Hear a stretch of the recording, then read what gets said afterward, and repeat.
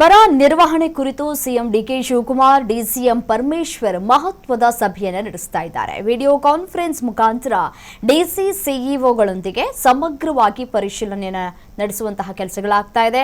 ಬರ ಪರಿಹಾರ, ಕುಡಿಯುವ ನೀರು, ಜಾನುವಾರುಗಳ ನೀರಿನ ಬಗ್ಗೆ ಚರ್ಚೆ ಆಗ್ತಾ ಇದೆ.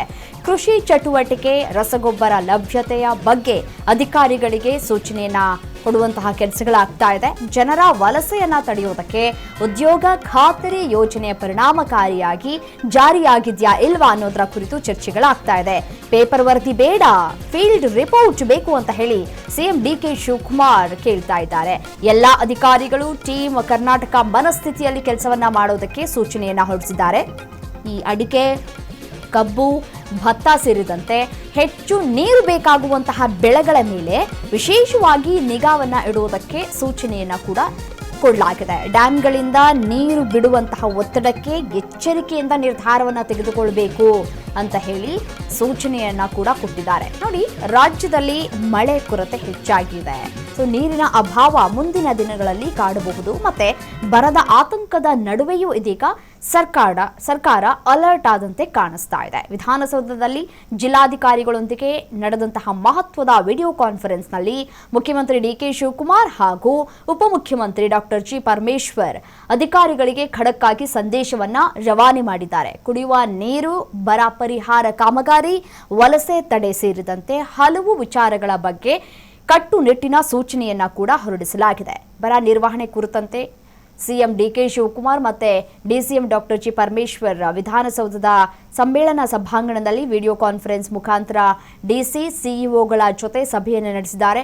ಬರ ಪರಿಹಾರ ಕಾರ್ಯಗಳು, ಜಾನುವಾರುಗಳಿಗೆ ಕುಡಿಯುವ ನೀರು, ಕೃಷಿ ಚಟುವಟಿಕೆ, ರಸಗೊಬ್ಬರ, ಜನರು ಗುಳೆ ಹೋಗ್ತಾ ಇರೋದು ಸೇರಿದಂತೆ ಹಲವು ವಿಚಾರಗಳ ಬಗ್ಗೆ ಸಭೆಯಲ್ಲಿ ಮಹತ್ವದ ಚರ್ಚೆಗಳಾಗ್ತಾ ಇದೆ. ವಿಡಿಯೋ ಕಾನ್ಫರೆನ್ಸ್ನಲ್ಲಿ ಯತೀಂದ್ರ ಮತ್ತೆ ಈಶ್ವರ್ ಖಂಡ್ರೆ, ರಾಮಲಿಂಗಾರೆಡ್ಡಿ, ಸಿಎಸ್ ಶಾಲಿನಿ ಸೇರಿ ಹಿರಿಯ ಅಧಿಕಾರಿಗಳು ಕೂಡ ಭಾಗಿಯಾಗಿದ್ದಾರೆ. ಸಚಿವರುಗಳು ಕೂಡ ಭಾಗಿಯಾಗಿದ್ದಾರೆ. ಎಲ್ಲ ಅಧಿಕಾರಿಗಳು ಒಂದು ತಂಡವಾಗಿ ಕೆಲಸವನ್ನ ಮಾಡಬೇಕು. ಕೇವಲ ಪೇಪರ್ ವರದಿಯನ್ನ ಕೊಟ್ಟರೆ ಸಾಕಾಗೋದಿಲ್ಲ. ಅದು ನನಗೆ ಬೇಕಾಗಿದ್ದಿಲ್ಲ, ನಾನು ಅದನ್ನು ಕೇಳೋದಿಲ್ಲ, ನನಗೆ ಫೀಲ್ಡ್ ರಿಪೋರ್ಟ್ ಬೇಕು ಅಂತ ಹೇಳಿ ಸಿಎಂ ಖಡಕ್ ಆಗಿ ವಾರ್ನಿಂಗ್ ಪಾಸ್ ಮಾಡಿದ್ದಾರೆ, ಸೂಚನೆಯನ್ನ ಕೊಟ್ಟಿದ್ದಾರೆ. ನೀವು ಕೂತ್ಕೊಂಡು ನಿಮ್ಮ ಸಿಸ್ಟಮಲ್ಲಿ ಏನು ವರದಿಯನ್ನ ಮಾಡಿಬಿಡ್ತೀರೋ, ಏನು ಫೀಲ್ಡ್ ಮಾಡಿಬಿಡ್ತೀರೋ ಅದನ್ನೆಲ್ಲ ನಾನು ಒಪ್ಕೊಳ್ಳೋದಕ್ಕೆ ಸಿದ್ಧನಿಲ್ಲ. ಎಲ್ಲರೂ ಕೂಡ ಸ್ಥಳಕ್ಕೆ ಹೋಗಿ ಪರಿಶೀಲನೆಯನ್ನ ನಡೆಸಬೇಕು, ಸ್ಥಳದ ವರದಿಯನ್ನ ಕೊಡಬೇಕು. ಮತ್ತೆ ಅಲ್ಲಿನ ರೈತಾಪಿ ವರ್ಗಗಳು ಏನು ಹೇಳ್ತಾ ಇದ್ದಾರೆ, ಬರ ಪರಿಸ್ಥಿತಿ ಯಾವ ರೀತಿಯಾಗಿ ಇದೆ, ಏನು ಬೇಡಿಕೆಗಳನ್ನು ಇಡ್ತಾ ಇದ್ದಾರೆ ರೈತರು, ಇದೆಲ್ಲವನ್ನ ಕೂಡ ಗಮನದಲ್ಲಿ ಇಟ್ಕೊಂಡು ಫೀಲ್ಡ್ ರಿಪೋರ್ಟ್ ಅನ್ನ ನನಗೆ ನೀಡಬೇಕು ಅಂತ ಹೇಳಿ ತಾಕೀತು ಮಾಡಿದ್ದಾರೆ. ಮತ್ತೆ ಸ್ಥಳೀಯ ಸಂಸ್ಥೆಗಳ ಚುನಾವಣೆಗೆ ಮುನ್ನ ನಿಮ್ಮ ಅನುಭವ ಮತ್ತೆ ಕಾರ್ಯಕ್ಷಮತೆಯನ್ನು ತೋರಿಸಿ ಅಂತ ಹೇಳ್ತಾ ಇದ್ದಾರೆ. ಅದೇ ರೀತಿಯಾಗಿ ಆಡಳಿತಾತ್ಮಕವಾಗಿ ಟೀಮ್ ವರ್ಕ್ ಮಾಡಿ ಈಗಾಗಲೇ ಬೆಳಗಾವಿ ಮತ್ತು ಕಲಬುರಗಿ ವಿಭಾಗ ಮಟ್ಟದಲ್ಲಿ ಸಭೆಯನ್ನು ನಡೆಸಿ ಸಮಗ್ರ ಪರಿಶೀಲನೆಯನ್ನು ಕೂಡ ಈಗಾಗಲೇ ನಾವು ನಡೆಸಿದ್ದೇವೆ. ಸೊ ಅಲ್ಲಿ ನಾನು ಕೊಟ್ಟಿರುವಂತಹ ಸೂಚನೆಗಳು ಮತ್ತೆ ಕಾಲಮಿತಿಯಲ್ಲಿ ಜಾರಿಯಾಗ್ತಾ ಇದ್ದಾವೆ. ಸೊ ಟೀಮ್ ಕರ್ನಾಟಕ ಮನಸ್ಥಿತಿಯಲ್ಲಿ ಕಾರ್ಯವನ್ನ ನಿರ್ವಹಿಸಿ ಅಂತ ಹೇಳಿ ತಾಕೀತನ್ನ ಮಾಡಿದ್ದಾರೆ.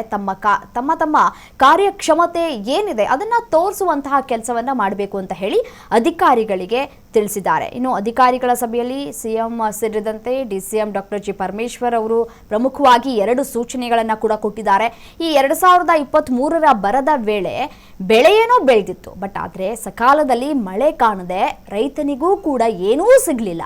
ಸೊ ಕೋವಿಡ್ ನಂತರದ ಅವಧಿಯಲ್ಲಿ ರಾಜ್ಯದಲ್ಲಿ ತೋಟಗಾರಿಕಾ ಬೆಳೆಗಳ ಪ್ರಮಾಣ ಕೂಡ ಹೆಚ್ಚಾಗಿದೆ. ಸೊ ಅಡಿಕೆಯಂತಹ ಬೆಳೆಗಳು, ತೋಟಗಾರಿಕಾ ಬೆಳೆಗಳಲ್ಲಿ ಇದು ಮೋನೋಪೋಲಿ ಸಾಧಿಸ್ತಾ ಇದ್ದಾವೆ. ಸೊ ಹಾಗಾಗಿ ಅಡಿಕೆಗೆ 15ರಿಂದ 20 ದಿನ ನೀರು ಇಲ್ಲದೆ ಇದ್ದರೆ ತೋಟಗಳು ಒಣಗಿ ಹೋಗುತ್ತವೆ.